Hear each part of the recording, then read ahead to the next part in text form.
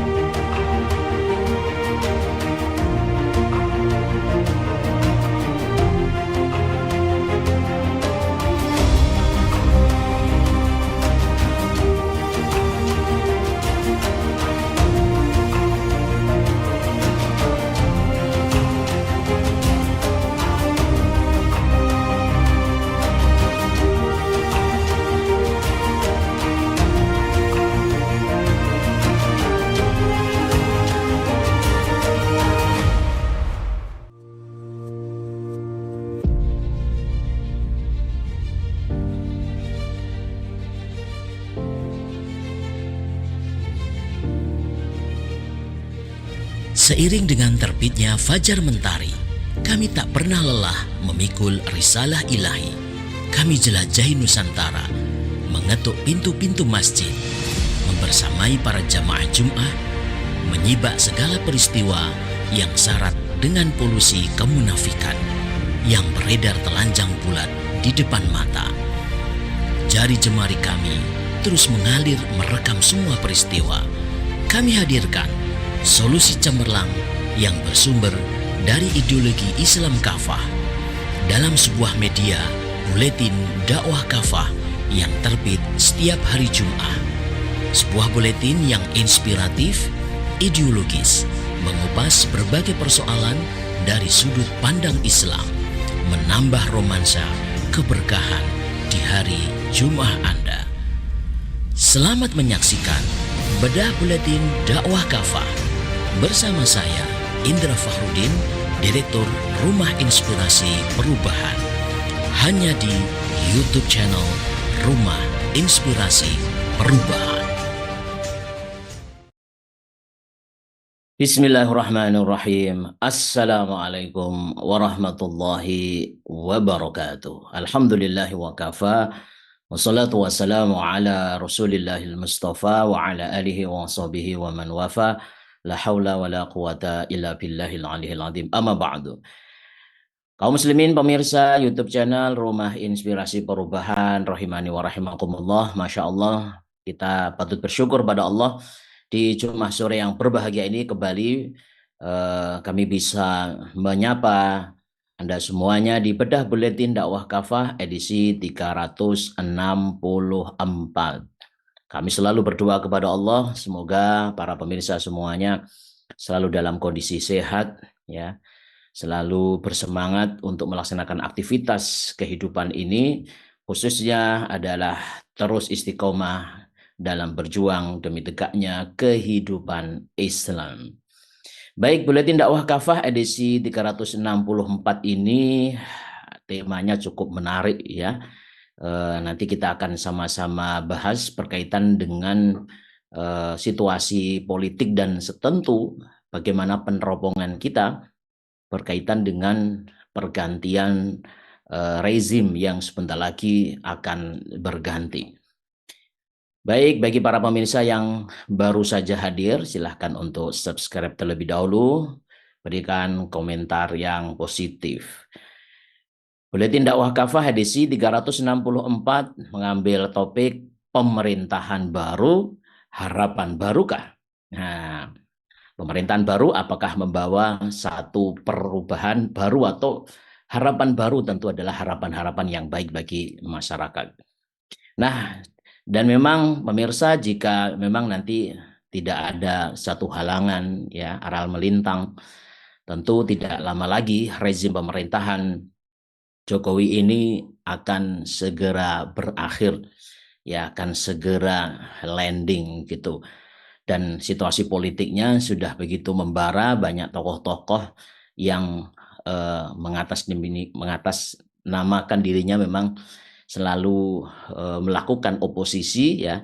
Ini sedang melakukan aktivitas-aktivitas politik ya menjelang lengsernya atau bergantinya rezim yang sebentar lagi, kurang lebih di tanggal 20 Oktober 2024 ya, di mana rezim pemerintahan baru di bawah Presiden Prabowo Subianto pun akan segera terbentuk ya. Di berbagai macam media mainstream ya juga banyak sekali mengungkap bagaimana diskusi-diskusi politik ya, para pengamat, para politikus yang betul-betul melihat bagaimana sebenarnya pasca 20 Oktober. Dan disinilah nanti pentingnya kita untuk menyoroti perspektif Islam berkaitan dengan bagaimana apakah pergantian pemerintahan ini akan membawa satu impact atau perubahan harapan yang baru, kebaikan bagi masyarakat. Dan sebelumnya kita juga sama-sama mengetahui para anggota DPR yang baru saja resmi dilantik. Namun meski wajah mereka baru ya, atau meski baru mereka terbentuk ya dilantik, masih banyak di antara anggotanya ternyata mukanya muka lama gitu ya. Bahkan jabatan ketua DPR yang baru pun juga dipegang kembali oleh Puan Maharani dari PDIP yang notabene adalah ketua DPR periode sebelumnya. Dan juga yang menarik kita lihat bahwa ternyata para anggota DPR baru ini 60%-nya itu adalah pengusaha. Jadi kalau kita lihat bagaimana komposisi dari anggota DPR RI yang baru ini, 174 orang terindikasi dengan politik dinasti. Jadi 60%-nya itu adalah pengusaha dan 174 orang terindikasi terhubung dengan politik dinasti. Dan dari Partai Golkar itu ternyata jumlahnya lebih atau paling banyak begitu. Nah, oleh karena itu di satu sisi banyak sekali harapan besar pada rezim pemerintahan baru ini, juga pada DPR baru. Namun ini kita lihat satu hal yang sangat normatif ya, dimanapun euforia politik ketika terjadi pergantian rezim, harapan-harapan baru itu pasti ditambahkan kepada mereka yang baru saja dilantik. Namun kalau kita lihat dari sisi yang lain, tidak juga sedikit pesimis, terutama adalah dari kalangan Muslim yang mereka itu kritis melihat berbagai macam persoalan, tentunya adalah dari jejak rekam politik sekarang ini. Pasalnya, pemerintahan baru termasuk juga DPR baru sudah pasti menjalankan sistem lama atau status quo, yakni sistem demokrasi kapitalisme sekuler. Apalagi kalau kita lihat dalam kampanyenya, Bapak Prabowo senantiasa mengusung keberlanjutan ya. Pada saat itu Anies mengusung perubahan, sedangkan Pak Prabowo ini mengusung keberlanjutan. Makanya kita bisa meneropong bahwa apapun misi-misi mereka yang mereka sampaikan ya di ruang publik, tapi kita sudah bisa melakukan peneropongan dalam konteks politik ideologi bahwa pemerintahan yang baru juga termasuk DPR yang baru nanti pasti akan menjalankan satu status quo atau sistem lama, yaitu demokrasi kapitalisme yang sekuler. Padahal selain terbukti pemerintahan yang berbasis kepada kapitalisme sekuler ini terbukti gagal, sistem ini pun juga jauh dari ajaran Islam. Ini perlu kita pertimbangkan, apalagi karena memang kita pertama sebagai seorang Muslim yang harus mengukur segala sesuatunya itu dengan akidah kita, akidah Islam. Dan juga negeri ini adalah negeri warisan para ulama, ya, negeri Islam, yang tentu kita harus menimbangnya dari sudut pandang ini. Jadi bahwa pemerintahan kapitalisme sekuler yang sudah sampai detik ini pun mengalami kegagalan karena mereka menihilkan ajaran-ajaran Islam, maka dalam sistem ini ke depan pun juga sudah pasti sulit diharapkan Islam itu bisa diterapkan secara kafah. Padahal sebenarnya tanpa penerapan syariat Islam secara kafah dalam seluruh aspek kehidupan, bisa dipastikan tidak ada perubahan ke arah yang lebih baik bagi bangsa dan juga negeri ini. Dan faktanya, meski telah sering gonta-ganti rezim, gonta-ganti pasangan, keadaan negeri ini bukan tambah maju, tetapi malah makin mundur dan malah terpuruk. Dan rezim Jokowi yang sejak di periode pertama, pemirsa, ya, di sejak awal periode pertama pemerintahannya dari 2014 sampai 2019 yang lalu sudah digadang-gadang membawa harapan baru.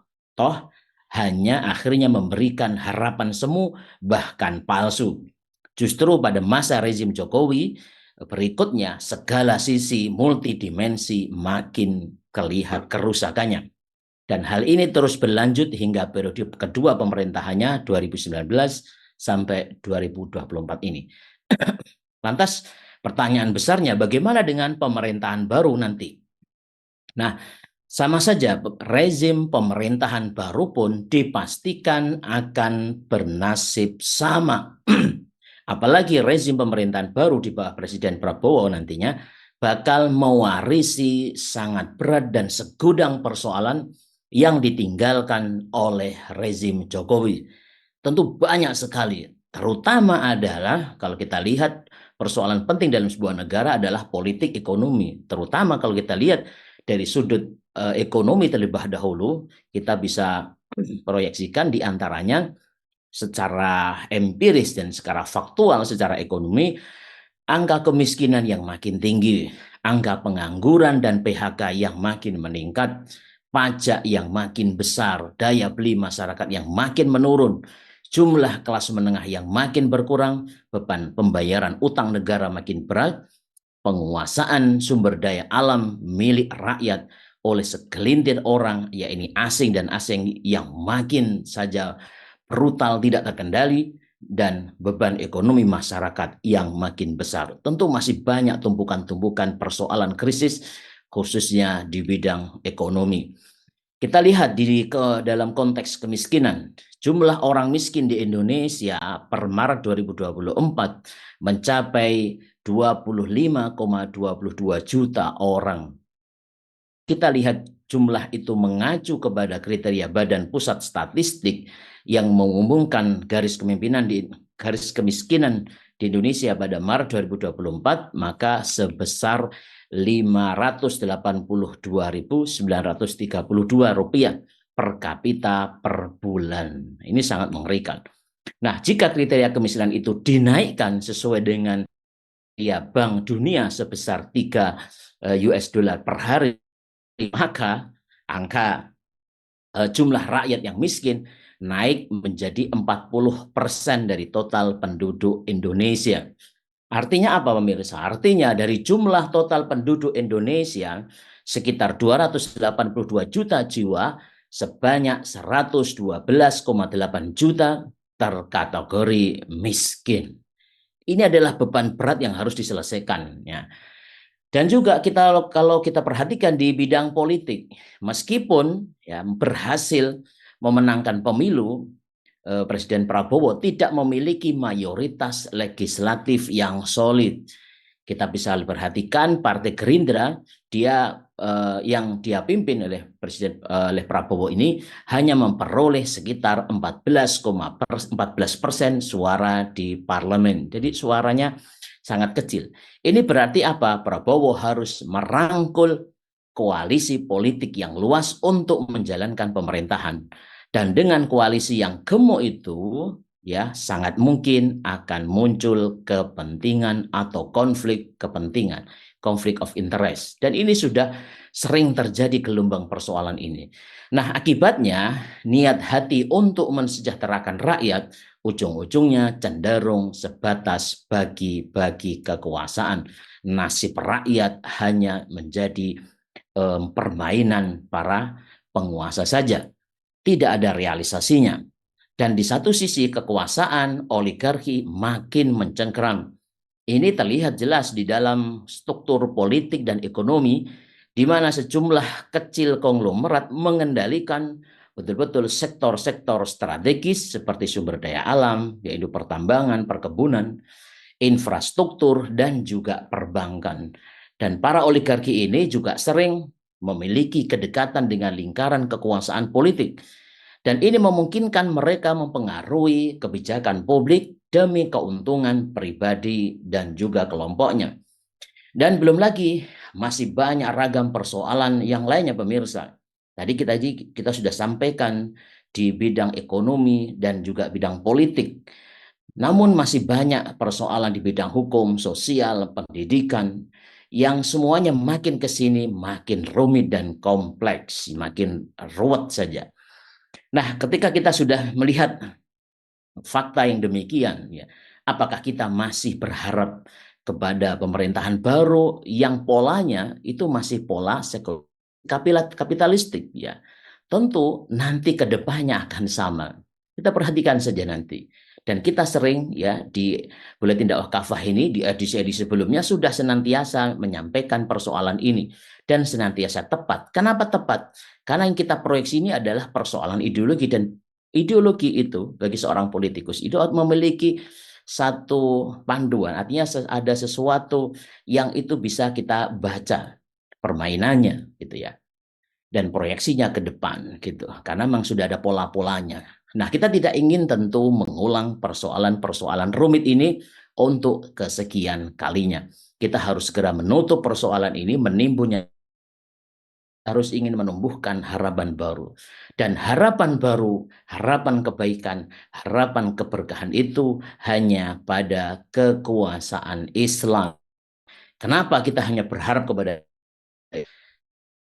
di dalam Islam? Harus dipahami hakikatnya adalah amanah. Maka ini mindset yang harus dipahami. Ya, ketika mereka ini sudah banyak sekali melupakan persoalan amanah. Ya, ini dimensi bukan dunia, tetapi adalah dimensi akhirat.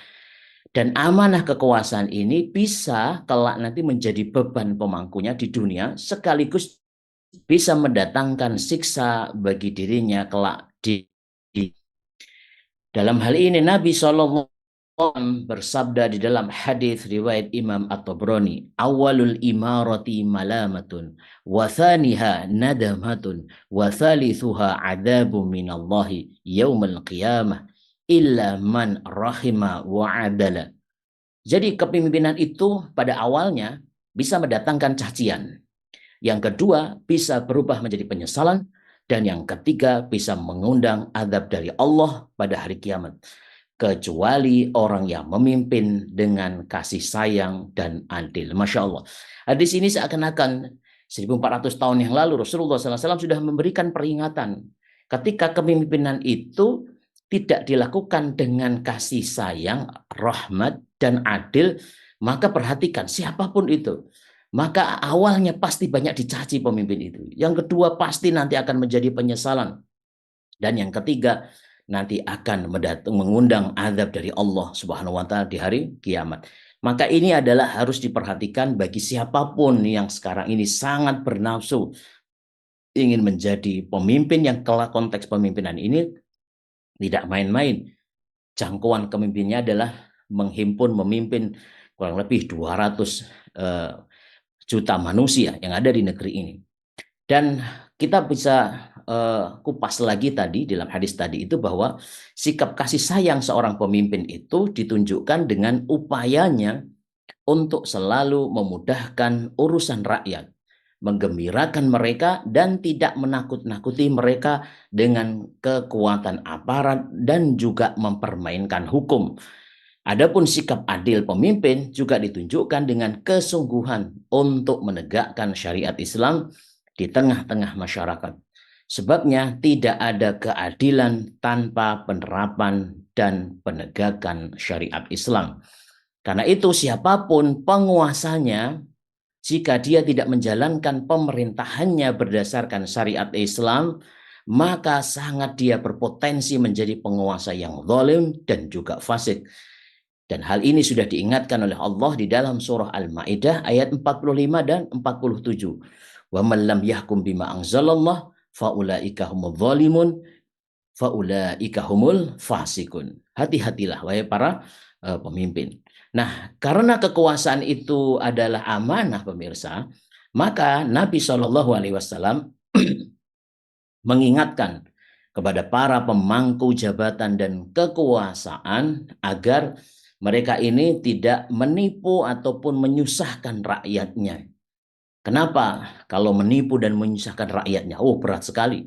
Nabi Shallallahu alaihi wasallam itu sampai bersabda, "Ma min 'abdin yastari'ihillahu ra'iyatan yamutu yauma yamutu wa huwa ghasyun li ra'iyatihi illa harramallahu 'alaihil jannata."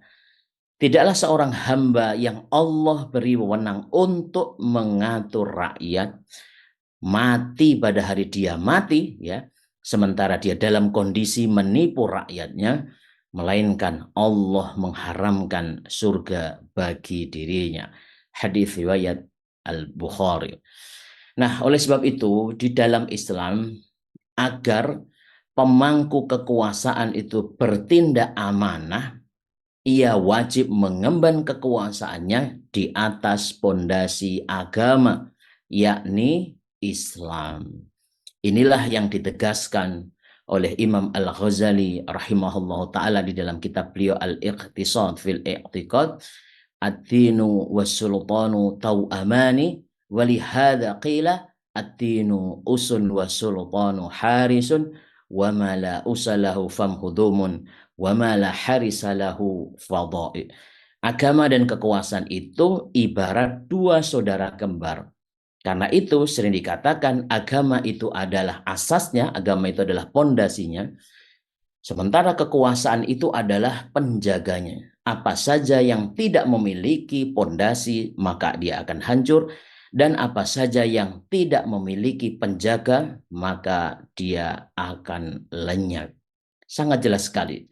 Begitu juga Imam Ar-Razi rahimahullah ta'ala di dalam kitab beliau Mafatihul Ghaib mengatakan bahwa berkat kekuasaan yang bersanding dengan agama, yaitu adalah Islam, maka Allah Subhanahu wa ta'ala akan menghilangkan berbagai keburukan dunia dari manusia ini. Masya Allah. Jadi inilah pentingnya kekuasaan.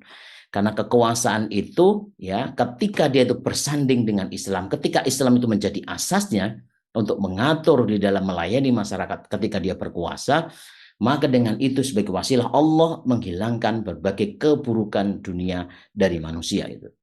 Nah, di dalam Islam, pemirsa, kekuasaan itu harus diorientasikan kepada setidaknya kepada dua. Yang pertama adalah untuk menegakkan Islam. Nah, ini perlu dipahami, ya. Bahwa yang kalau kita bicara kekuasaan bukan hanya sekedar sibuk untuk menaikkan calonnya gitu ya. Tetapi yang menjadi orientasi yang utama itu adalah pertama ketika dia terjun untuk memperjuangkan kekuasaan, untuk menegakkan Islam, untuk menjadikan Islam itu, untuk menjadikan kedaulatan utama itu di tangan Allah Subhanahu wa ta'ala. Dan yang kedua adalah melayani berbagai kepentingan masyarakat, baik dia itu muslim maupun non-muslim. Ya, tidak ada pilih dan kasih. Maka hal ini, jika dua ini terwujud, ya, jika kekuasaan itu menerapkan syariat Islam secara total dalam seluruh aspek kehidupan, maka kekuasaan semacam ini terwujud hanya di dalam institusi pemerintahan Islam, yaitu khilafah Islam, bukan di dalam sistem yang anti syariah, baik itu sistem demokrasi ataupun yang lainnya. Dan khilafah Islamiyah ini akan mengatur berbagai urusan seluruh warga negaranya, baik dia itu muslim ataupun non-muslim, tentu dengan syariat Islam. seperti menjamin kebutuhan hidup, menyelenggarakan pendidikan yang terbaik dan terjangkau, menyediakan fasilitas kesehatan yang layak dan cuma-cuma untuk semua warga tanpa memandang kelas ekonominya. Maka khilafah ini akan mengelola sumber daya alam milik rakyat seperti tambang, minyak, gas, batu bara, mineral, emas, perak, nikel, dan sebagainya. Maka semua itu akan bermanfaat bagi segenap warga negara. Khilafah tidak akan membiarkan sumber daya alam milik rakyat itu dikuasai oleh swasta, apalagi oleh pihak asing. Dan pemirsa, khilafah ini akan menjaga dan melaksanakan urusan agama seperti melaksanakan hudud untuk melindungi kehormatan dan harta, jiwa, dan masyarakat muslim maupun non-muslim. Khilafah pun akan menyebarluaskan risalah Islam ke seluruh dunia. Khilafah juga akan memimpin jihad demi menyelamatkan kaum muslimin yang tertindas di berbagai negeri seperti Palestina, Xinjiang, Myanmar, dan sebagainya. Maka perlu untuk kita pahami ya di akhir Al-Faqih ini sampaikan bahwa mau tidak mau, maka jika bangsa ini ingin maju, sejahtera, adil, dan makmur, maka yang mereka butuhkan bukan sekedar rezim atau penguasa baru. Akan tetapi yang mereka butuhkan sebenarnya, ya sekaligus satu hal yang sangat vital adalah sistem pemerintahan baru, yaitu sistem pemerintahan Islam. Sebabnya jelas, sejahtera, adil, dan makmur hanya mungkin saat umat Islam mengamalkan dan menerapkan syariat Islam.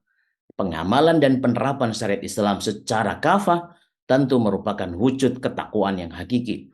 Ketakwaan hakiki inilah yang nantinya bakal mendatangkan berbagai keberkahan khususnya bagi negeri ini. Demikianlah sebagaimana Allah Subhanahu wa taala menyatakan di dalam Al-Qur'anul Karim, "Walau anna ahlal qura amanu wattaqau lafatahna 'alaihim barakatin minas sama'i wal ardi walakin kadzdzabu fa akhadnahum bima kanu yaksibun." Andai penduduk negeri ini beriman dan bertakwa, kami pasti akan membukakan bagi mereka berbagai aneka keberkahan dari langit dan bumi. Akan tetapi mereka mendustakan ayat-ayat kami, karena itu kami menyiksa mereka akibat perbuatan mereka. Al-Quran Surah Al-A'raf ayat 96. Dan sedemikian menarik apa yang disampaikan oleh Sayyid Muhammad bin Alawi Al-Maliki rahimahullahu ta'ala. Beliau mengatakan, falau annal muslimina yakni al-yawma amilu bi ahkamil fiqhi wa dini kama kana abahum lakanu arqal amami wa as'adan nasi. Andai kaum muslimin hari ini itu mau menerapkan hukum-hukum fikih dan syariah agama ini sebagaimana generasi pendahulu mereka pada masa lalu, niscaya mereka ini akan menjadi umat yang paling maju dan paling berbahagia. Masya Allah. Dan pengamalan penerapan syariat Islam secara kafah inilah yang dilakukan oleh Rasulullah SAW saat mendirikan daulah Islam untuk pertama kalinya di Madinah. Kebijakan ini pun dilanjutkan oleh para khulafa'ur rasyidin dan juga para khalifah setelahnya dengan hanya menegakkan khilafah Islam yang juga hanya menerapkan syariat Islam. Masya Allah. Yang terakhir di dalam lembar Hikmah Buletin Dakwah Kafah edisi 364, Allah Subhanahu wa taala berfirman di dalam surah Thaha ayat 124, "Wa man a'rada 'an dzikri fa inna lahu ma'isyatan dhanka wa nahsyuruhu yaumal qiyamati a'ma."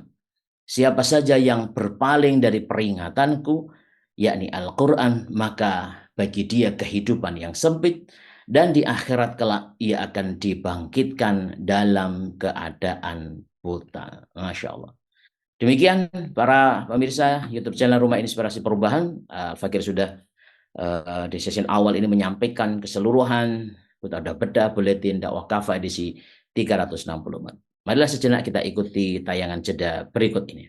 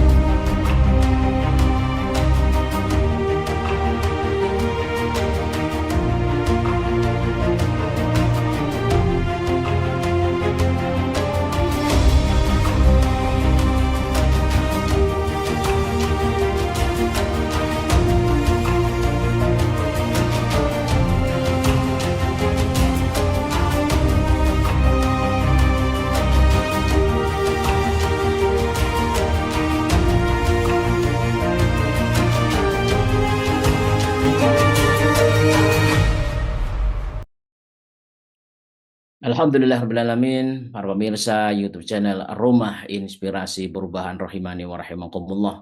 Alhamdulillah, jazakumullah khairan. Kami aturkan para pemirsa semuanya masih setia bersama kami di Bedah Buletin Dakwah Kafah edisi 364 ya.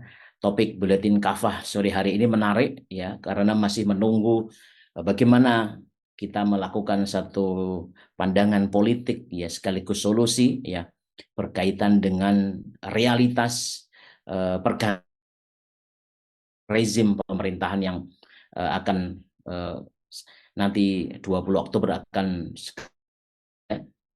dengan dipilihnya Bapak Prabowo akan angkat sebagai Presiden Republik Indonesia gitu ya. Apakah akan ada satu harapan baru perbaikan atau bagaimana? Dan itulah yang sudah kita jelaskan tadi dengan melihat indikator-indikator berbagai macam variabel, terutama yang paling penting itu adalah ketika tidak ada perubahan secara sistemik ya, ideologis ya, tentu tidak akan ada yang namanya perubahan. Maka seharusnya kalau memang pemerintahan baru itu kan diawali dari proses politik yang dilakukan oleh partai politik ya.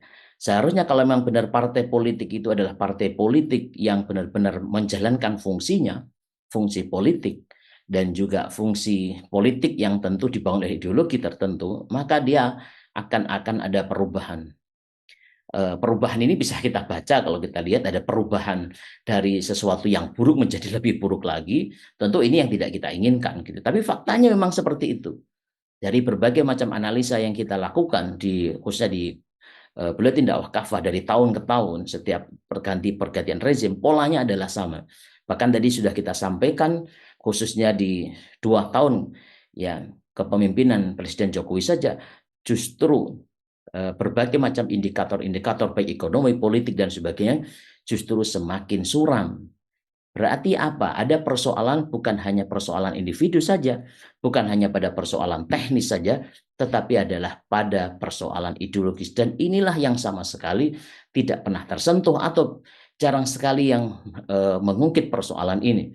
Maka dari hati yang ikhlas tentu adalah ini karena kewajiban kita sebagai seorang muslim untuk menyampaikan Islam ya. Maka kita melalui media ini ya memberikan satu seruan ya. Kalau bukan Islam apalagi? Ya, kalau bukan Islam apalagi kita tata kehidupan ini berdasarkan aturan dari yang menciptakan kita yaitu Allah Subhanahu wa taala. Kehidupan yang bermasalah itu bermula karena aturan yang dipakai tidak benar. Aturan yang dipakai adalah hukum buatan manusia. Maka sudah seharusnya ini memberikan satu pelajaran bagi kita. Marilah bersama-sama kita tingkatkan grade pemikiran kita, kesadaran kita, seiring dengan seruan untuk meningkatkan keimanan dan ketakwaan kita, khususnya pada saat di hari Jumat kan gitu. Di hari Jumat kita senantiasa diperintahkan untuk ittaqullaha haqqa tuqatihi wa la tamutunna illa wa antum muslimun. Ya, ini adalah seruan yang sangat luar biasa. Seruan ketakwaan, dan ketakwaan pada intinya adalah meminta kepada manusia itu totalitas taat hanya kepada Allah Subhanahu wa taala. Apabila totalitasnya ini berkaitan dengan kepemimpinan sebagaimana tadi disampaikan, maka impact atau dampaknya pun sangat luas. Tetapi ketika kekuasaan ini tidak dijalankan dengan sistem yang dibangun dengan sistem yang takwa, yakni sekuler, kapitalis, maka hasilnya adalah kefasadan, adalah kerusakan. Maka sekali lagi dalam majelis yang mulia ini kami memberikan nasihat khususnya bagi kaum muslimin, para pemimpin yang sekarang ini telah terpilih. Ayo sama-sama ya di Jumat yang mulia ini ya, mumpung kita diberikan oleh Allah umur ini, yang ini kita tidak tahu kapan berakhirnya, kita manfaatkan sisa hidup kita ini untuk mengabdi hanya kepada Allah Subhanahu wa taala, bukan hanya pada saat kita sujud sholat, tetapi sujud sholat kita realisasikan dalam bentuk kehidupan kita, khususnya di dalam mengatur urusan masyarakat semata-mata hanya dengan aturan Allah Subhanahu wa taala. Dengan demikian, maka pasti harapan baru masyarakat, harapan kebaikan masyarakat pasti akan terwujud dan akan mendapatkan ridho dari Allah Subhanahu wa taala. Baik, saya kira demikian di pertemuan kita di sore yang penuh berkah ini di Buletin Dakwah Kafah edisi 364. Mohon maaf apabila ada beberapa yang kurang berkenan. Subhanakallahumma bihamdika asyhadu an la ilaha illa anta astaghfiruka wa atubu ilaih. Wassalamualaikum warahmatullahi wabarakatuh.